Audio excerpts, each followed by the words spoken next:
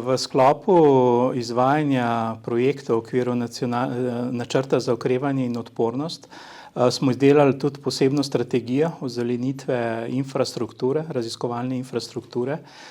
Pozvali smo raziskovalne inštitucije, inštitute, univerze, da povejo, kakšne so njihove potrebe, tako za novogradnje, za obnovo obstoječih stavb, za veliko raziskovalno opremo, za študentske domove.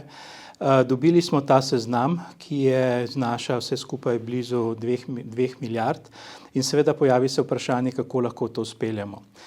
Že večkrat sem omenil, da je osnovni pogoj, če želimo to v nekem doglednem času realizirati, recimo v naslednjih 10 letih, je sprememba zakonodaje glede financiranja. Imamo v pripravi novelo zakona o znanstveno-raziskovalni in inovacijski dejavnosti, kjer predvidevamo dodatni dvig financiranja iz 1% na 1,25%.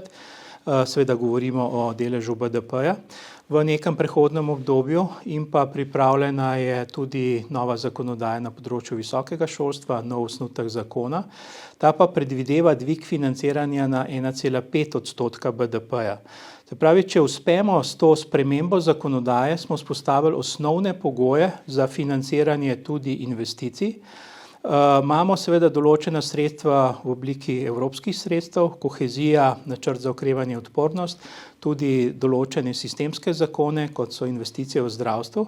Se pravi, če vse to upoštevamo, evropska sredstva, posebno zakonodajo in pa, če nam uspe spremeniti način financiranja, potem jaz lahko zagotovim, da bomo do leta 2030 lahko uresničili preko 40% teh potreb in pa seveda potem cirka v naslednjih 10 letih v celoti.